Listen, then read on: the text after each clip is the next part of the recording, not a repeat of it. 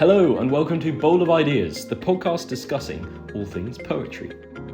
My name is James Carter-Geddes. I read English literature at the University of St Andrews, and I am the host of this podcast. Why should you listen to some lowly student ramble on about poets and their works when you could plug into professional podcasters and academics with much more experience? Well, I don't know really. You tuned into this podcast. Come and join me as I invite a very special guest each episode to discuss their favourite poet. We will read together, laugh together, and maybe even cry together, but all in the good name of poetry. So, give us a follow, drop us a like, and enjoy this episode of Bowl of Ideas. Hello and welcome. Today I'm joined by Mr. Benedict Braddock, organ scholar at Worcester Cathedral and former classmate. Benedict, welcome to the podcast. How are you doing today? Very well, thank you, James. Always a pleasure to be here.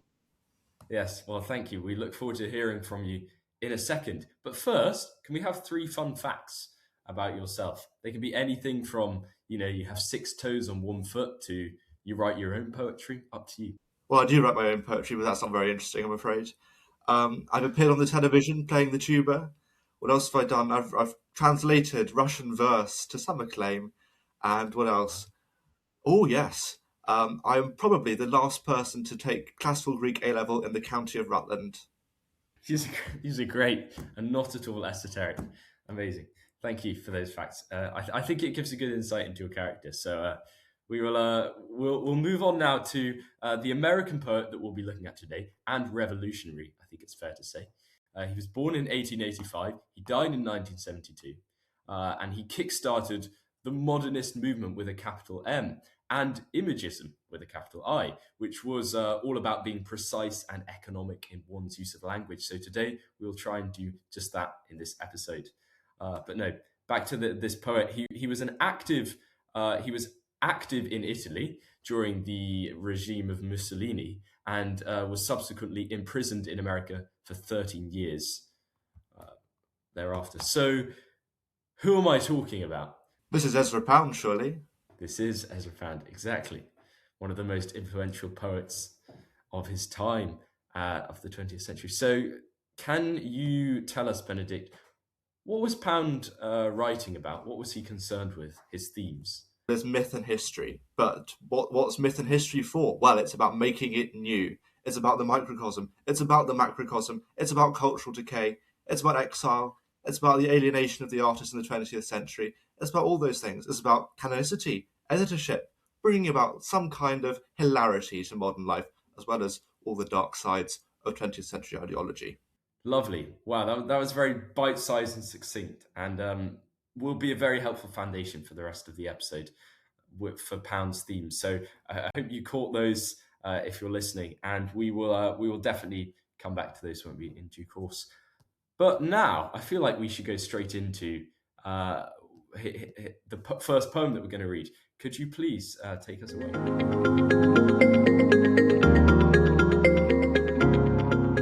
I should just say, there is a recording you can find online of Pound reading this himself, which is well worth seeking out. I will try to emulate his style as best I can. This is Sestina Altaforte, which was first published in the English Review in 1909.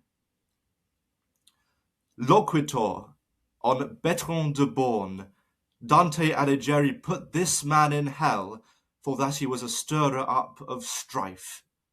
Echo vi, judge ye, have I dug him up again? The scene is his castle, Altaforte.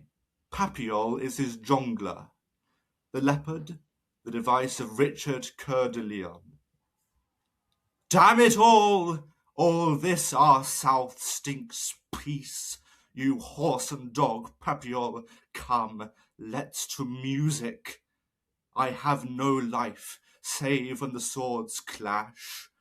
But when I see the standards, gold, vert, purple opposing, and the broad field beneath them turn crimson, then howl I my heart nigh mad with rejoicing. In hot summer have I great rejoicing, when the tempests kill the earth's foul peace, and the lightnings from black heaven flash crimson, and the fierce thunders roar me their music, and the winds shriek through the clouds mad opposing, and through all the riven skies God's swords clash. Hell grant soon we hear again the swords clash, and the shrill neighs of destrier in battle rejoicing, spiked breast to spiked breast opposing. Better 1 hour's stour than a year's peace, with fat boards, wine, and frail music. Bah! There's no wine like the blood's crimson.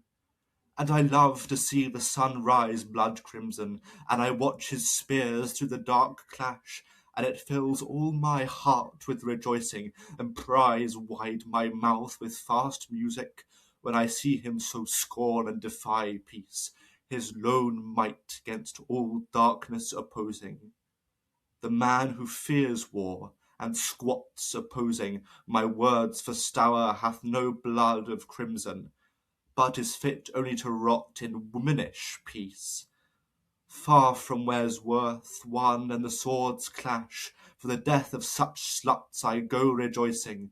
Yea, I fill all the air with my music. Papiol, papiol to the music. There's no sound like to swords opposing, no cry like the battle's rejoicing, when our elbows and swords drip the crimson, and our charges gainst the leopard's rush clash.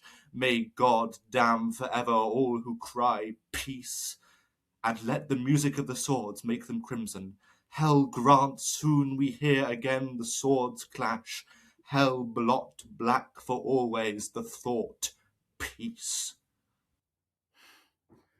Very well read. Thank you. With dramatic effect too. It's fiery stuff, isn't it? It is. Wow.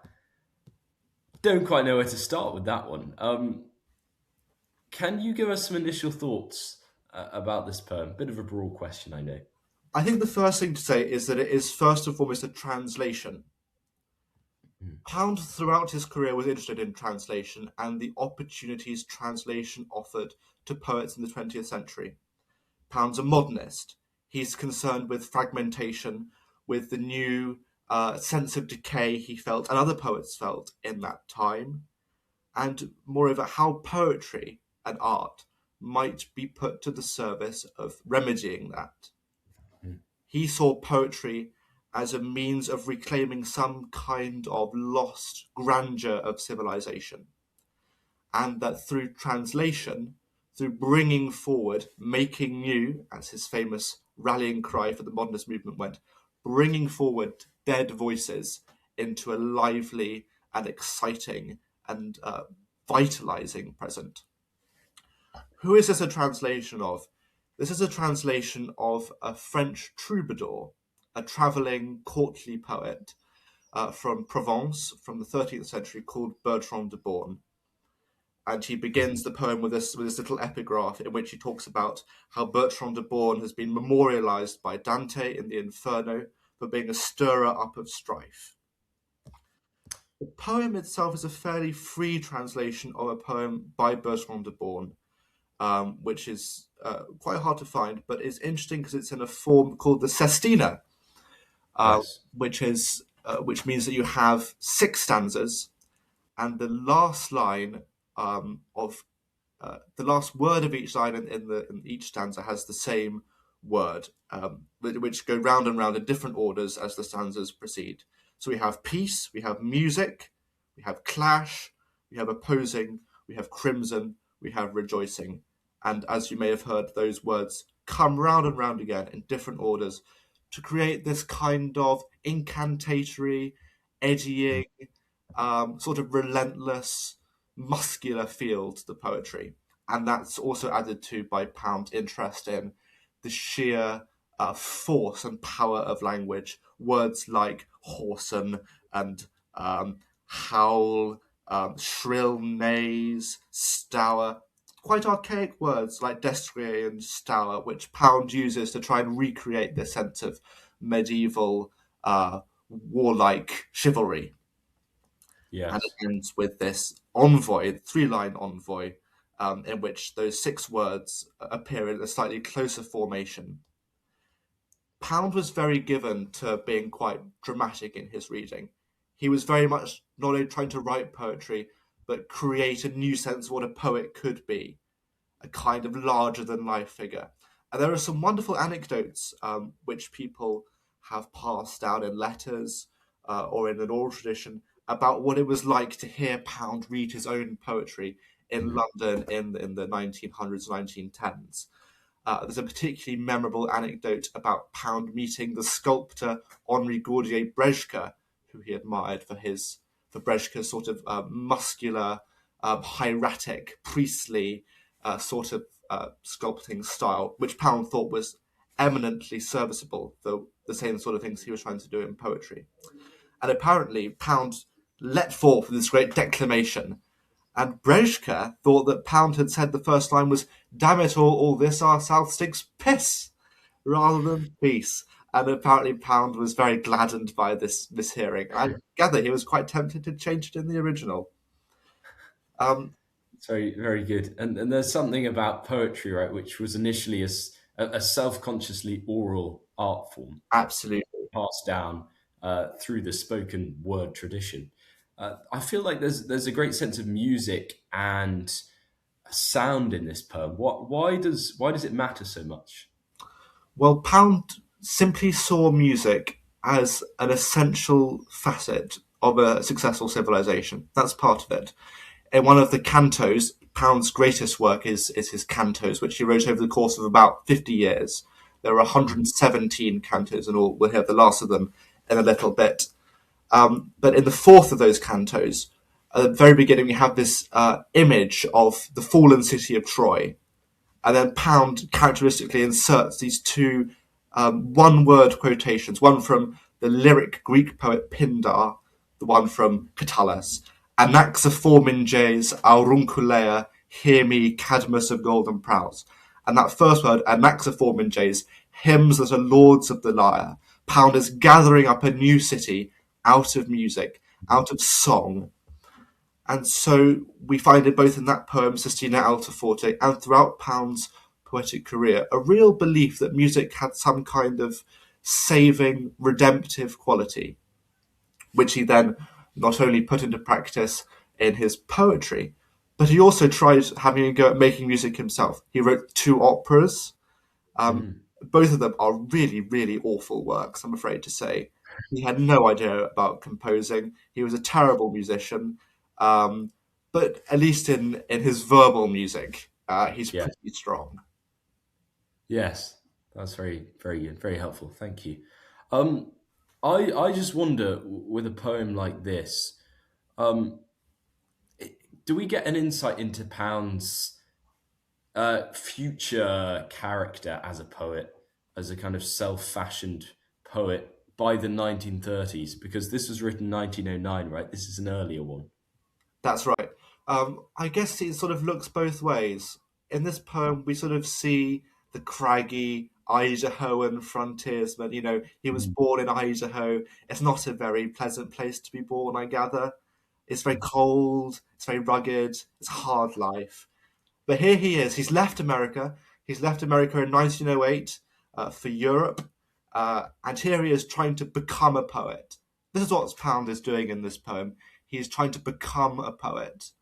Mm. And over the course of his career, he will carry on trying to become a poet, uh, becoming more and more difficult to deal with, more and more terse, more and more argumentative in his character and in his poetic style.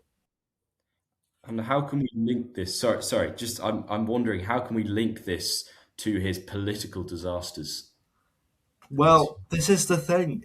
It's all very well going about being argumentative all the time, but poetry doesn't exist in its own little box.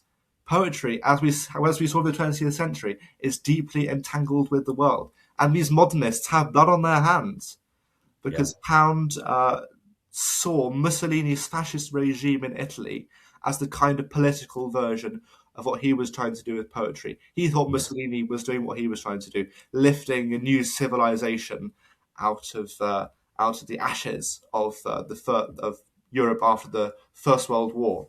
And obviously that didn't go very well. He became obsessed with okay, economics.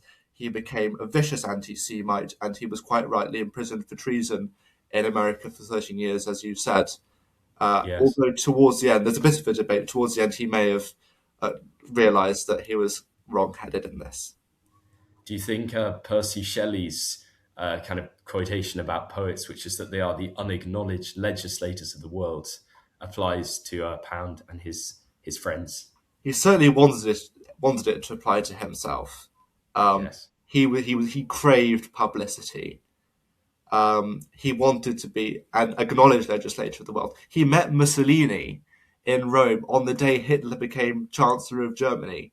He wanted Right. to be an advisor to Mussolini. He wanted poetry to be the essential aspect of human society and culture. That doesn't take away from his extraordinary gifts as a musical poet.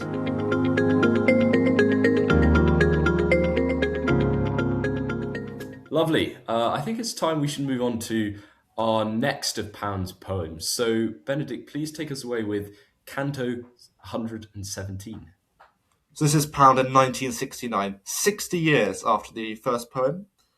He's old, he's grey, he's miserable. It's not really worked out, and this is what he has to say for himself. For the blue flash and the moments, Benedetta, the young for the old, that is tragedy. And for one beautiful day there was peace. Brancuse's bird in the hollow of pine trunks, or when the snow was like sea foam, twilit sky leaded with elm boughs. Under the Rupe Tarpea weep out your jealousies, to make a church or an altar to Zagreus, son of Semele, without jealousy, like the double arch of a window or some great colonnade. Mamor, Mamor, what do I love, and where are you? That I lost my centre fighting the world. The dreams clash and are shattered, and that I tried to make a paradiso terrestre. I have tried to write paradise. Do not move, let the wind speak. That is paradise. Let the gods forgive what I have made. Let those I love try to forgive what I have made. Mm. La Faillite de François Benoit, Paris, or a field of larks at Allegre and Les Saccadères, so high toward the sun and then falling, de Juin Sazala, to set here the roads of France, two mice and a moth my guides, to have heard the farfalle gasping as toward a bridge over worlds, that the kings meet in their island, where no food is after flight from the pole, milkweed the sustenance, as to enter Arcanum, to be men, not destroyers. Wow. Again, beautifully read. Thank you. There's a different tone in this poem. You can definitely tell his age, can't you? And Yeah. the line that struck me was, "I've tried to write paradise." I'm going to ask you firstly, is it possible to write paradise? Well, what does writing paradise mean? Is it trying to record some kind of actual place? Well, we know utopia, don't we, is both a good place and a no place. Oo and utopia. Mm. What Pound was trying to do was trying to make a paradise that existed only in words. Such was Pound's confidence in the faculties of language, the faculties of poetic expression, that he thought just simply by writing an epic, he could sort of accumulate some kind of vision in and of itself of a new order. But we don't end with epic in the cantos. We end with tragedy. At the end, Pound's own voice seems to come through. I have tried to write paradise. I have tried to put on all these different masks, impersonate, ventriloquize all these different figures out of the tradition, try to make them new. What am I left with? It doesn't seem to cohere. Uh, I don't know whether anyone today in writing in English tries to write paradises Certainly that they don't try for something as lofty and as grand as Pound tried. I mean, the canto, that poem is not really a poem, it's just a collection of bits and pieces, little fragments that were stitched together by Pound as a sort of end piece to the cantos when they were originally published. So we're left with a real sense of despair and maybe a tiny little sense of hope at the end for what that paradise might be. And do you think this despair? There's an obvious tone of sorrow and despair, right? Do you think this paints Pound as a sympathetic figure? Are you do you empathize with him as a man or as a poet? It's hard to empathise with him morally, of course, nowadays. He's a deeply problematic figure and will always remain so. Is he sympathetic as a man? Yes, I think so. I get the sense from Pound that he really did try and to a great extent was successful. We should mention his work for other poets. Um, he was responsible to a large part for getting James Joyce's Ulysses into print, and of Mm. course, even more notably, for sort of reforming T.S. Eliot's bits and pieces, his fragments, into the poem we now know as The Wasteland. So he tried very hard to create a new way of thinking about poetry, which we still have with us today. And Mm. his own sense of dissatisfaction with that, I think, can resonate with us very deeply. Mm. In the sparsity, the the beautiful sparsity of those last drafts and fragments of cantos. So he's always a tricky figure, but I think we end up on his side a little bit by the end. Yes, very helpful. Thank you. And the final line there, uh, to be men, not destroyers. Mm. What does that mean? We've had the muscular poetry of Sistina Altaforte.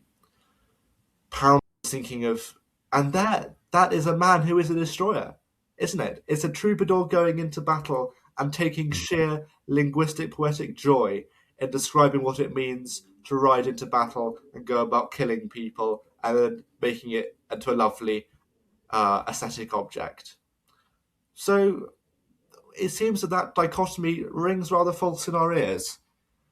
Perhaps to be a man is to be a destroyer. That's a pretty bleak idea we get out of the ashes of the 20th century.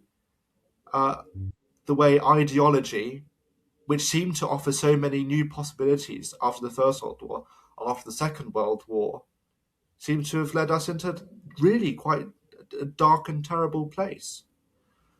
But what is Pound meaning by a man here? His thinking about this has moved on substantially, even from his broadcast, his writings when he was in Italy in the 40s and in America in the 50s. He's trying to get at an older idea of what it means to be a man, to be full of manly virtue. Virtue, you'll remember, comes from the Latin word via, a man. Mm. Virtue is meant to be part and parcel with what it means to be manly, to be joyful, to have a deep, sincere piety for nature and for the possibilities of language. It's something we would do well to remember in our current situation, I think.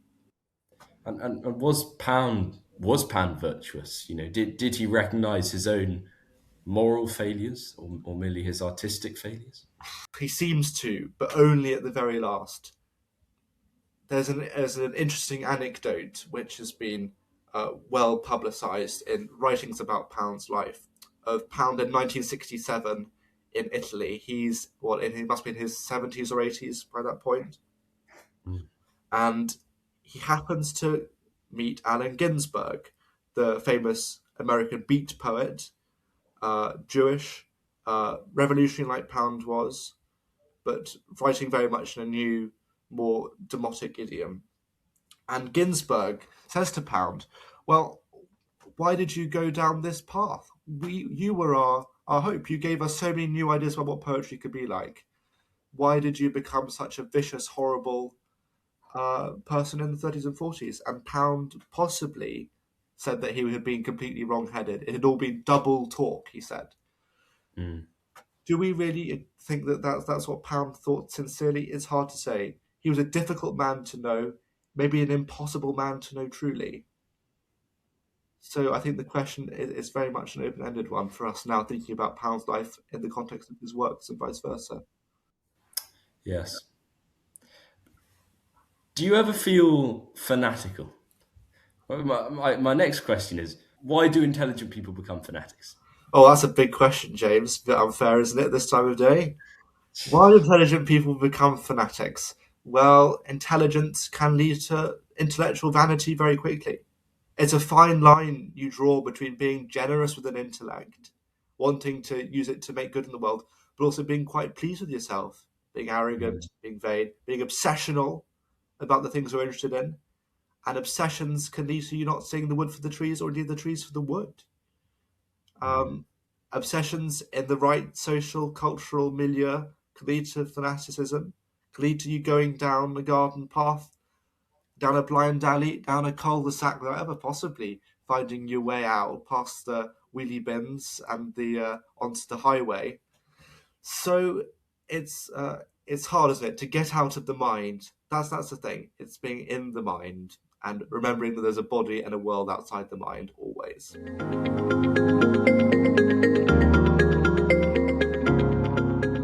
So we've hovered around context a lot, and it's been really helpful in understanding Pound and his work more, and why his writings perhaps hold more value. But I just want to dig deeper a bit in the modernism part, because he was the forerunner of the founding father of modernism, right? Mhm. As a poetic movement. And what was modernism? What is modernism?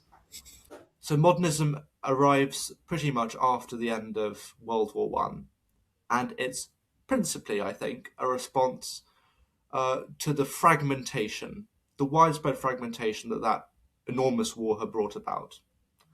Pound's response to that was to make it new. Now, what does Mm. making it new mean? It doesn't mean to sort of start again, just doing your own thing. Making it new means bringing out the best aspects of the poetic tradition, going back all the way to Homer, all the way back to the Chinese classics, and trying to find in them something that might make sense of the newly chaotic world. So, how does Pound do that? Well, he reads an awful lot, and he's inspired by the troubadours, as we've said. He's inspired by the hardness of very old Greek verse, and when he starts imagism, direct treatment of the thing, he's sort of bringing back sort of the hard-edged clarity of Sappho, of Homer. What's imagism? Sorry, just All right, define that. so this is in 1914, 1916, Pound starts imagism. This is about very, very short poems often that just set out to give a very pithy, a very terse description of individual objects, individual images, and for that to Mm. be sufficient. None of this Victorian claptrap, a new Yes. hard-edged sort of poetry. Lovely.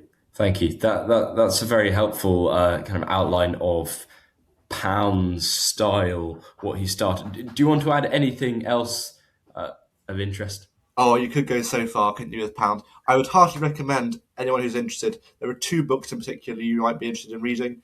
One is Humphrey Carpenter's biography of Ezra Pound, which is called A Serious Character. The other one is Hugh Kenner's book, The Pound Era, which really situates Pound as the central figure of literary modernism. That's well worth a read too. Pound's letters are worth reading. He's volcanic, he's rebarbative, he's rude, he's horrible, he's very funny, he's very intelligent. Uh, Pound is endless. Enjoy him. Go at him with a little bit of care, but have fun. Thank you, Benedict. Thank you. Final question then. I love to ask every guest this one. Why does Ezra Pound still matter today? Well, it's pretty clear for me. Pound was, I think, the most important figure and literary editor and literary critic, literary impresario in the modernist period, the early 20th century. He both helped to create a literary movement that has shaped the world, I think, that we live in now, while also embracing some of its darkest political delusions. What a sentence. What a way to go. What a way to end. It's been a pleasure to have you on. Thank you for your time and your wisdom. And that is us. Okay, goodbye now. Bye bye.